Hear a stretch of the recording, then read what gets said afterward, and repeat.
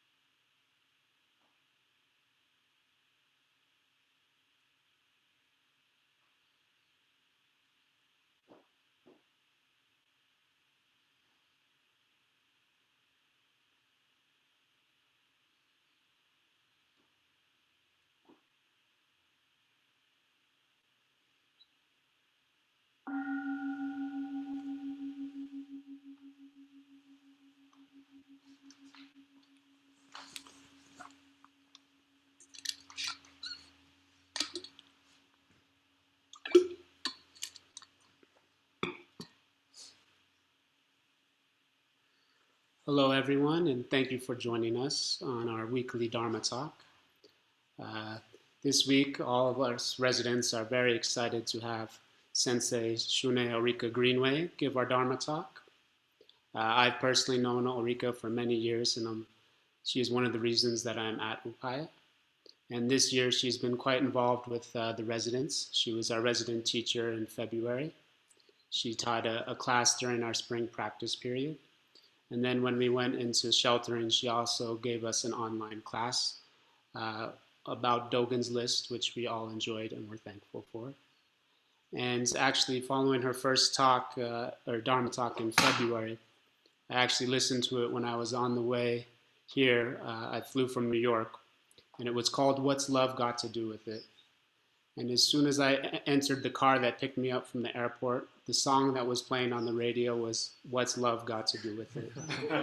And it was the perfect sign and signal that I was going to the right place. So thank you for helping bring me here, and all of us are very excited to listen to your words. Thank you, Emmanuel. Thank you. And before you start, we'll just do the verse before the Dharma talk to get us started.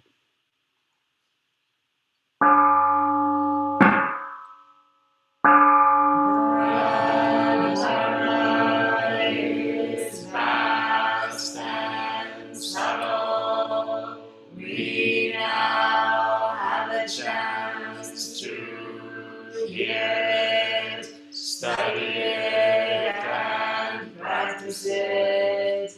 We vow to realize its true meaning.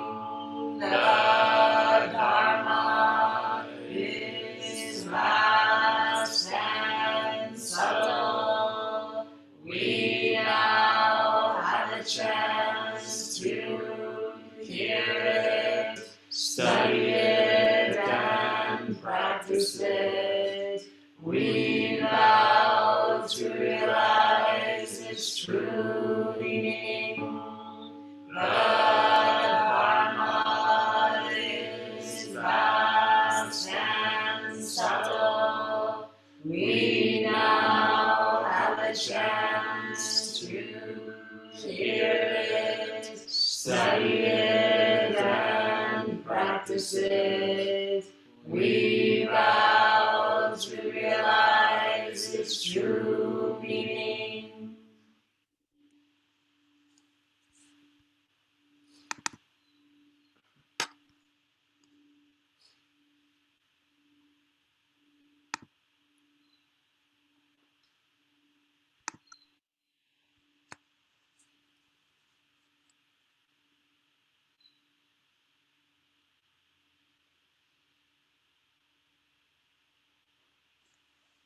Good afternoon, everyone.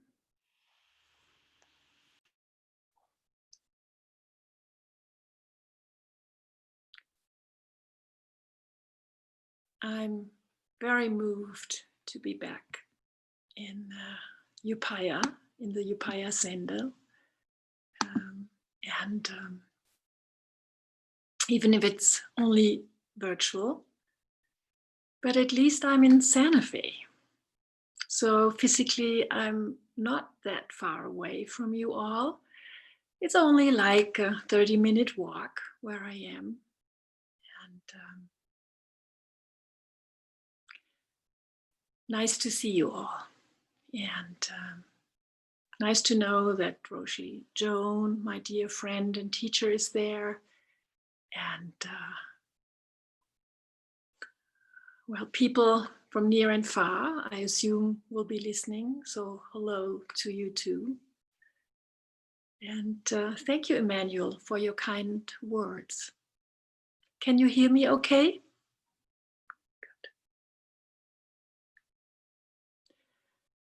Good. Upaya has been my Sangha family for a long time now. And I'm speaking to you from a house in the old part of Santa Fe that has also been a kind of home for me for many, many years. And the people who live here and take care of it are also a kind of Sangha and a kind of family to me. So I want to say hello to them too. And they're not here with me in the meditation room, but I know they probably are watching. And my dear friend and her husband, who would usually be here at this time, in their house, they're in lockdown in India. So I just hope everybody's well, everybody's getting through this. These are really challenging times. I'm filled with gratitude to be here and speaking to you. And this room, we all like to call it the meditation cave, has a history. Because when I first came to Santa Fe, and I was first here and then in the place that later became Upaya, I met an amazing human being here. Apart from the owners and people who live here, that was Lama Lobsang Lalumpa. And I just want to mention him to you because he was, in a way, my first Buddhist teacher. He was a very kind, gentle person, a mentor to the young Dalai Lama. And he eventually made his way to the United States after having been in a refugee camp, a Tibetan refugee camp for a long time in India. And of course, being in touch with His Holiness. And he started teaching meditation here. And later, he even helped making the movie as an advisor, Kundun, and even appeared in it as a member of the Tibetan parliament in his traditional kind of outfit. Very beautiful. If you ever happen to watch that movie again, watch out for Lobsang. And through my good luck and fortune, Lobsang gave me the precepts in this room in a Tibetan name, Sherab Pemo. I never expected I would be able to live up to that name, and I still have my doubts. But I treasure that name too, apart from my Zen Dharma name. So it's very special to have you all here in this room with me in the neighborhood from the Upaya Sendo.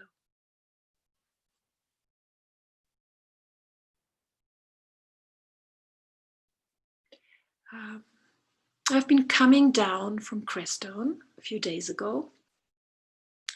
And we Crestonians, we like to use the term coming down because Crestone has a much higher altitude. And so we feel like we're coming down to Santa Fe, unlike a lot of other visitors who feel they're going up to Santa Fe when they're arriving at the airport to this altitude.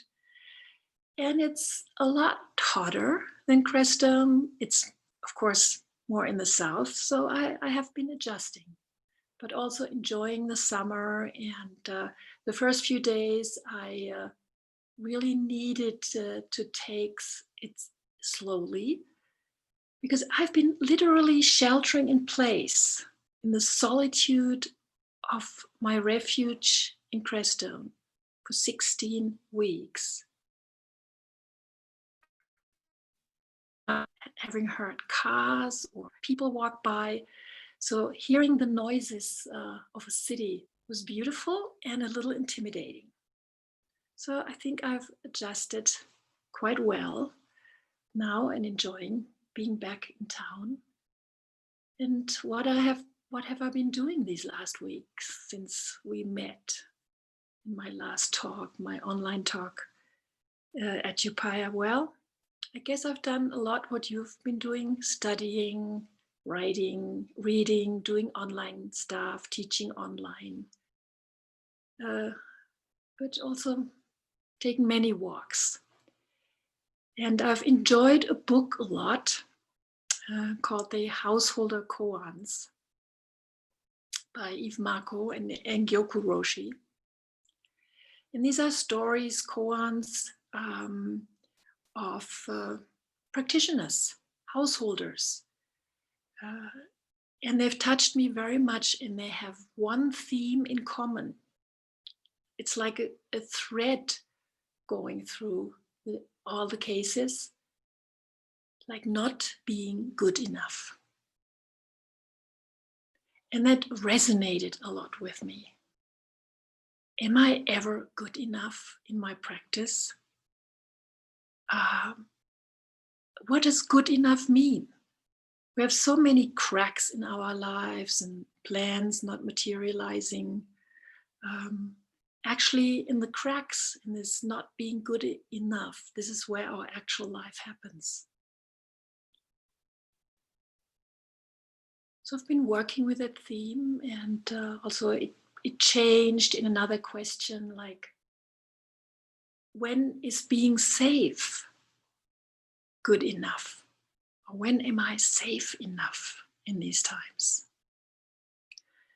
And one day on my hike up the canyon, near where our refuge is, I saw a particularly beautiful stone, which is not a stone. They're called conglomerates, crestone conglomerates, and they're actually quite famous for the area. And some of you may know, they're not really rocks, but they're baked together, pebbles, kind of broken off pieces from rocks, and through fluvial movements in water, they have become quite solid. And I thought, well, that's me. All these rocks and pebbles and parts kind of glued together at some point, kind of ready to get undone. Like the glue kind of lets loose. So this is how I've been feeling recently. Like a crestone conglomerate. And it went through my mind quite a bit. How is it different to teach and practice online a lot? I'm sure you've thought about it yourself or exchanged your feelings and experiences with it. And I've been in contact with educators, particularly in Germany, who now have moved all their classes online. How do we use this online time together best? And it's really, I think it's really about relationship building. It's an enormous intimacy. And at the same time, what we are lacking is that our nervous systems, our neurons, cannot get in sync with each other, like when we're actually in the same room. And that grounds us. So it's good to kind of give ourselves that grounding, all the listeners online. And for me, the best way to ground myself is always to get in touch with my posture. The physicality of all this is not gone. It's right here too. And I'm in the cave here, and I can smell the flowers and the incense and feel the candles flickering and see outside. And I get in touch with my breath.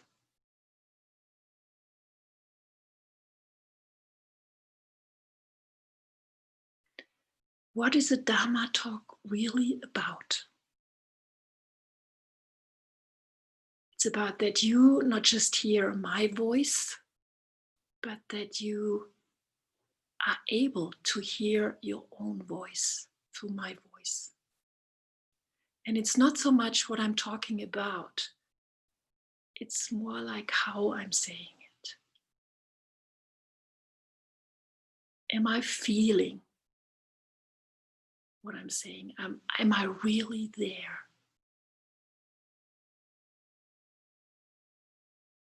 And that needs you to be there, present, and I can look at you and see you as if I was there.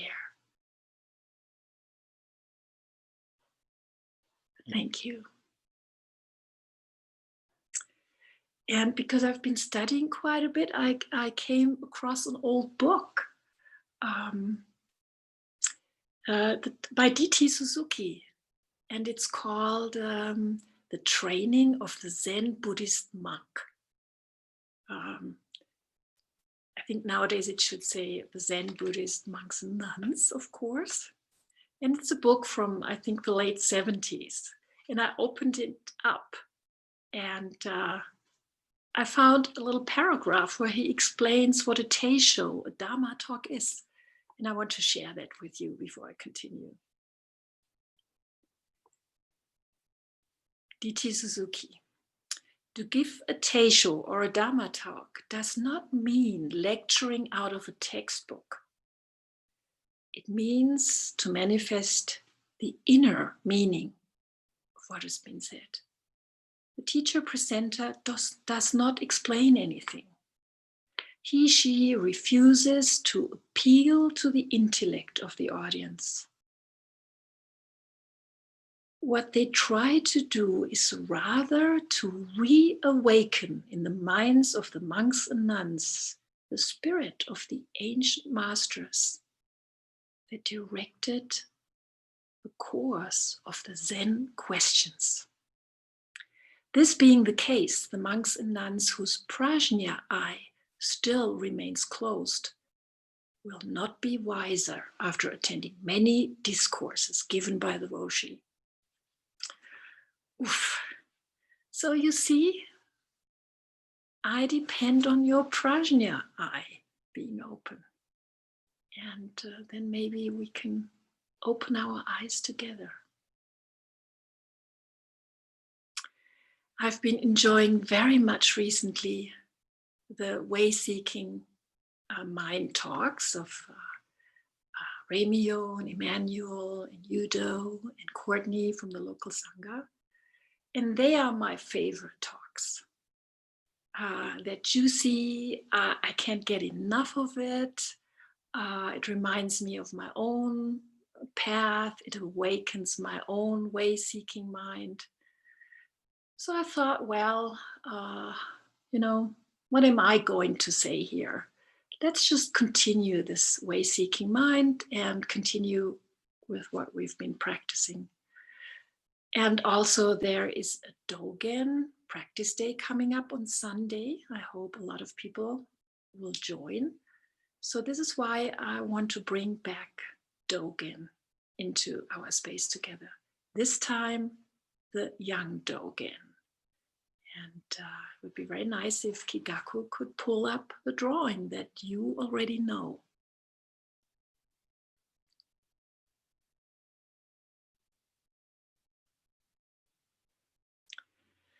This drawing is done by my teacher friend, Dogen Dan Welsh Roshi, although he doesn't like to use the title anymore. And it's a summary of, I think, the most important conversation, one of the most important conversations the young Dogen has had. What are words? What is practice? And this is the territory I want to share with you this next time. Thank you, Kigaku. The story has been extensively commented and written down in the Tenzo instructions for the cook. And I'm sure you are familiar with it, so I'll just give you the headlines. The young Dogen set out on a ship in the year 2023. He was dissatisfied with his practice in Japan and wanted to return to the origin of Chan in China.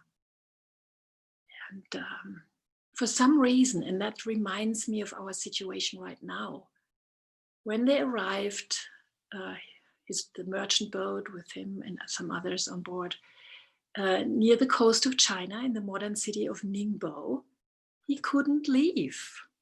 He was quarantined. We don't know exactly why. Maybe because he had only taken the Mahayana precepts in order to get legitimized entry in China. As a monk student, he also needed to have the Theravada precepts. So we don't know what happened. What we know that he'd been quite sick on the boat. There'd been lots of storms, and some not so good weather. Now he was stuck on that boat, and we know that his teacher friend Zazen was able to leave, so he was by himself and the crew and the captain, and we can only guess how he spent his time. Not so different how many of us sheltering at home spent their time, studying, reading, trying to get some information about China. What is a good practice place? His motivation had been for setting out his great doubt. It wasn't any skepticism, but it was like really wanting to get an answer to the fundamental questions of life and death. So one afternoon, an older monk appeared and asked whether he can buy some mushrooms. I mean, the word had spread that this was a merchant's ship and they were selling some things. So the young Dogen asked him on board and said, "Who are you?" And he said, "Oh, I come from Ayawangshan. I'm the tenzo there. And I've been wandering through China for 40 years and checked out different practice places, but mostly have idled my time away. But only recently, after last practice period in Mount Ayawangshan, I was asked to be the tenzo. So tomorrow is May 5th, and I thought I cook a special noodle soup, gruel, for the monks. And I thought maybe some mushrooms, something from the 10 directions would be really nice." So Dogen said, "Well, when did you leave your monastery?" And he said, "Oh, after the noon meal." "And how far away is it?" "Oh, 12 miles. "And when are you going back?" "Immediately after I've bought the mushrooms." And Dogen said, "Oh, don't rush away. Now you're here. I'm really enjoying having tea with you. Why don't you stay overnight? I'll serve you a nice meal and we continue our Dharma discussion. It's such a rare opportunity." But the tenzo shook his head. "Oh, no. I have to be back to prepare the meal for the monks tomorrow morning, and it'll go wrong when I'm not there." And Dogen says, "Can't anybody else do that for you? I mean, that's not such a big deal to just cook a meal for the monks." And the tenzo said, "Well, in my age, I've been given the responsibility of being a tenzo. How can I give that job to somebody else? That's not right. And by the way, I haven't asked permission to leave the monastery and stay somewhere else overnight." At this point, Dogen was getting a little irritated, and I completely understand him, because I've had countless conversations like that. Sometimes thinking, why does somebody think she is indispensable? Can they just let somebody else do the work?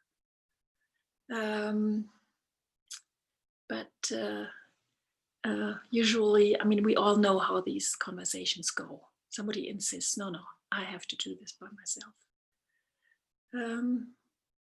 So Dogen gets a little more tougher with his new friend and really wants him to stay and says, Zen Master Tenzo, in your age, you really shouldn't have to work as a Tenzo and do all this hard work. Why don't you just practice? Go to the Zendo, sit Zazen, and study the texts and the koans of our ancestors.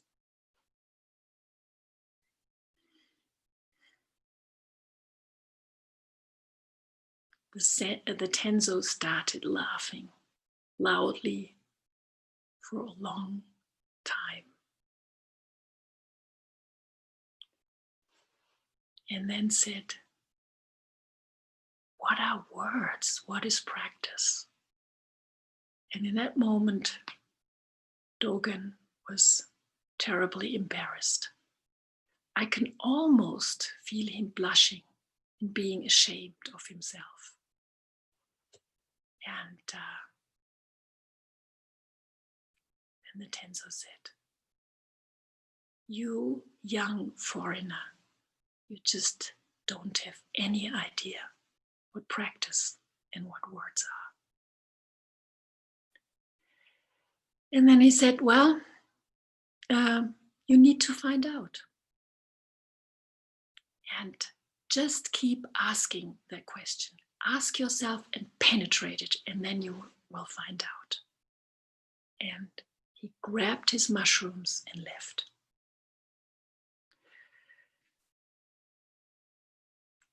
I've been thinking about it. He had to walk 12 miles back. Probably it was already getting dark. So what a dedication. What a total surrender to his job in the practice place.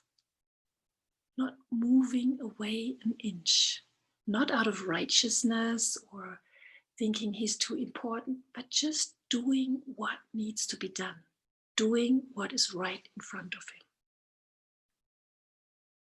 Isn't that what we are all called to do right now in this situation? And later we know, we hear and read that Dogen eventually could leave the ship, and he made his way to Mount Tiantongshan, was reunited with his teacher friend. And I've read that he had quite a difficult time there the first weeks. He struggled with a hierarchy. And when reading about these times, and was kind of confusion, and not with confusion, but Confucianist, Confucius in German. And hierarchy was very, very important. Whether you were the older brother or the younger sister or whatever. And you had to kind of find your way in this. Seniority was really, really important. It wasn't about whether you were smart or clever or whatever. So one day, it was July, and I was thinking, well, the Tenzo came on the ship. That was in April or beginning of May. And by the time it was July, it's exactly like this time span we have spent together during these last weeks in sheltering wherever we are. So I think Dogen was ready to, venture out a bit. And so he heard that he had a visitor. And who's that? Tenzo. And they were both overjoyed to see each other again, and sat down to have another cup of tea together. And the Tenzo said, well, when the practice period is over in Mount Ayawangshan, I think I'll go back to my village, to my province. I haven't been there for 40 years. I think I should take care of these people too now. But a monk came by and said you were here, so I thought I should see you. And maybe we can find out a little more about our conversation. And soon they were back into this, what are words? What is practice? And the tenzo said, well, other than penetrating this question, it's just good to go to the origin of words and to the origin of practice. I've been asking myself that question a lot. What is the origin of words and the origin of practice? And I know deep down the roots, that's all one. One, or maybe we can say not one, not two. And when we practice,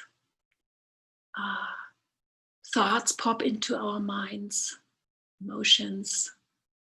And what has been a practice for me for a long time was just peeling names of things. When I look outside here, there's a tree. Yeah, what is a tree? It's not a thing out there. It's a living being. I'm connected, and you all know how much I love trees. But when I peel off the name, when I go to the origin of the word tree, then I can feel a vibrant activity. I can feel treeing. And in that treeing, that's where I'm getting closer to the origin of the words. And I'm very close to the origin of my practice. And we Zen people, we like the practice of the 5 skandhas, the 5 aggregates, how everything, literally everything, is kind of made up by parts, very much like the crestone conglomerates.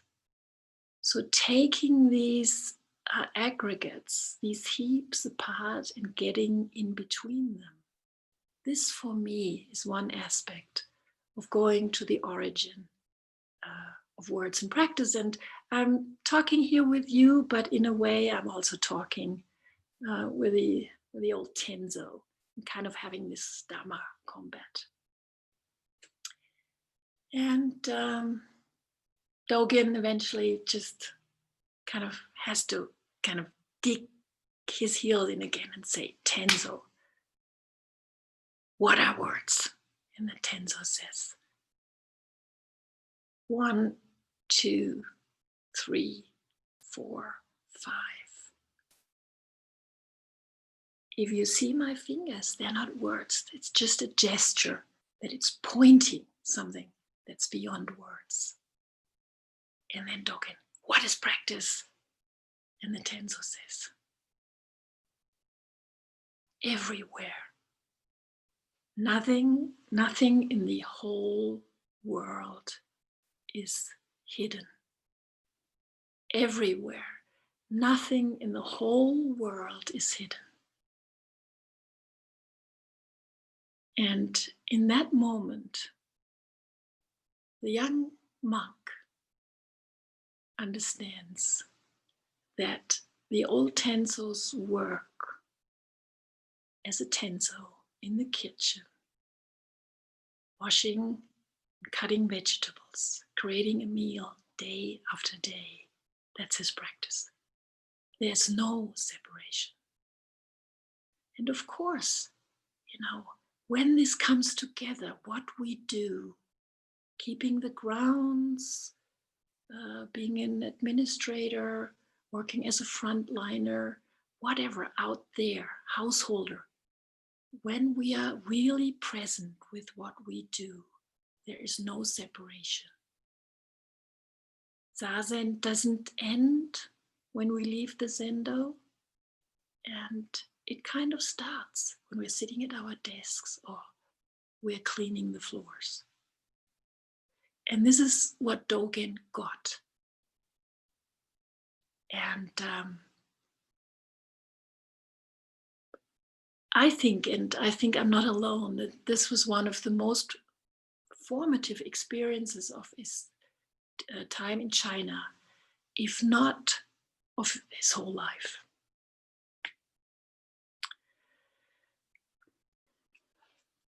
So we all need kind of an old tenzo as a mentor. And I was very fortunate that I found this person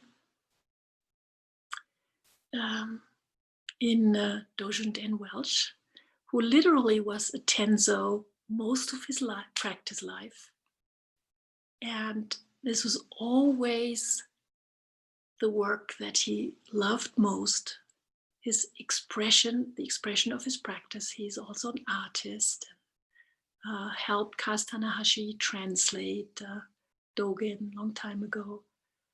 And but eating his food in the monastery, also now in his hermitage in a canyon outside Santa Fe, that is so nourishing. That's really, I'll use the word blissful. And he's written for Crystal Mountain Sansana, he's actually written an addition to the instructions to the cook, the 5 criteria of good monastic food, and I will see whether I can remember them. The first one is consider the season. Buy local food, local markets, serve summer food in the summer and winter food in the winter. And I know this is really taken care of in Upaya. And sometimes I think of you, oh, I wish I could have a meal with you, one of these delicious meals in Upaya. And the second is consider the mood of the Sangha. Really watch it carefully. If the mood is down and dampened, create a meal that brightens everybody up. And if everybody is too kind of like excited about something, create the food that grounds people. Also think about the economics and the nutrition. Never too lavish or too parsimonious. I think fourth is avoid repetition. There are so many recipes for good vegetarian, vegan food. Just do even small changes will be good for the Sangha. And last, rise to the occasion. When there's a special occasion, go the extra mile and prepare something outrageous. And I know this is what happens in Upaya too. And I'm looking forward to the time when we can have meals together and can have really exciting meals, like celebratory meals. Yeah. I hope you're not getting too hungry right now. Well, back to Dogen. When he told his teacher about his experience he had with the tenzo and his realization, his teacher was very pleased. And Dogen found a poem by Shui Do. That was the teacher of his teacher in Tiantongshan. And that poem goes like that. 1, 3, 5, 7. What you search cannot be grasped. As the night deepens, the moon rises over the ocean. The black dragon's pearl is found on every wave. Looking for the moon everywhere. It's in each wave and the next.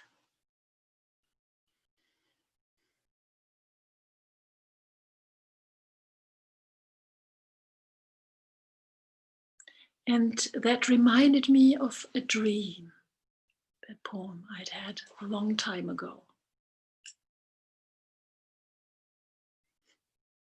I was at a crossroad in my life, and I didn't know what to do, which turn to take.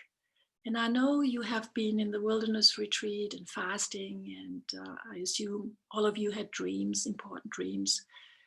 So this dream came back.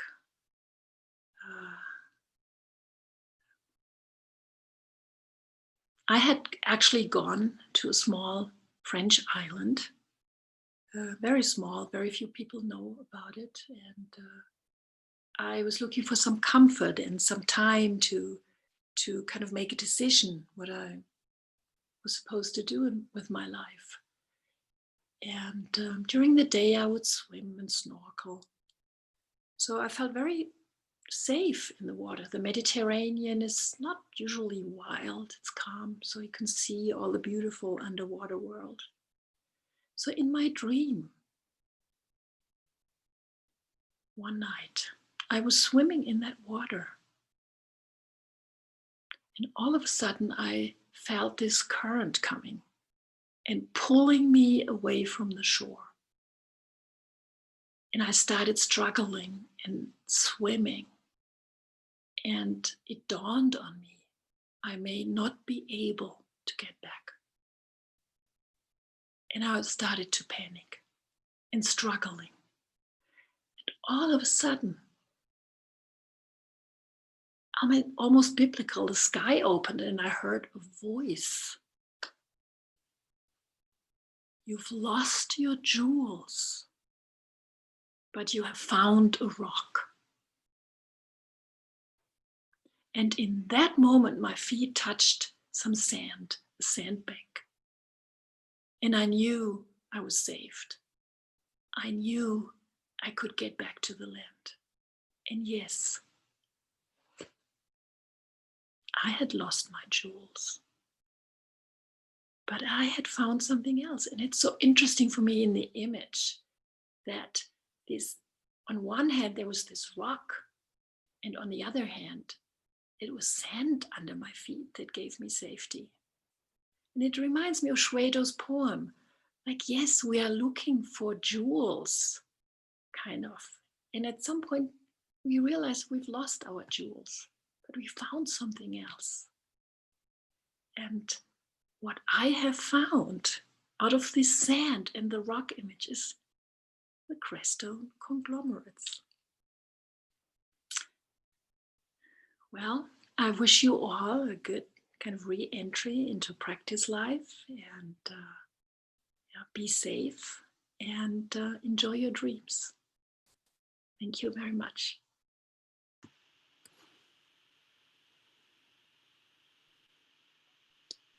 Thank you so much, Sensei. Thanks for being our tenzo and for your words and for your practice. And there really was a feeling of intimacy. Even your wall matched the zendo, so it felt like we were with you. And I just have a couple of announcements to make before we end on the 4 vows. If you'd like to offer some dana for this talk, we've put a link in the chat box. And we have a busy week at Upaya this week. We have 3 programs in the next few days. On Saturday, we have Dogen for Our Time with Roshi Joan, Roshi Enkyo, Sensei Kaz, and Stephen Hine. On Sunday, we have the Ease and Joy of Mornings, which is a beginner's meditation course, and that's with Matthew Kozen Pulowski. And then Monday, July 13th, we have Grief, A Path to Wholeness with Frank Ostenseski, and that's available in Spanish and Portuguese as well. And you can register for all of those online at Upaya. And also, if you're interested in joining the residents in the Zendo, we are also accepting applications for residencies. You can also find that online. And if you'd like to find more about Sensei Shune Arika Greenway, we also have her bio online. Thank you everyone for joining us, and we hope to see you next week. And we'll end on the 4 vows.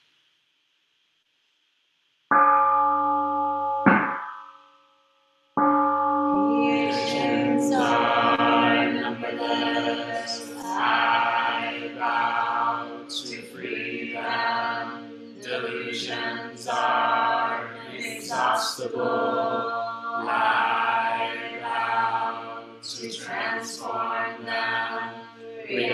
reality is boundless. I vow to perceive it. The awakened way is unsurpassable. I vow to embody it. Creations are numberless. I vow to freedom. Delusions are inexhaustible. I vow to transform them. Reality is boundless. I vow to perceive it. The awakened way is unsurpassable. I vow to embody it. Creations are numberless. I vow to freedom. Delusions are inexhaustible. I vow to transform them. Reality is boundless. I vow to perceive it. The awakened way is unsurpassable.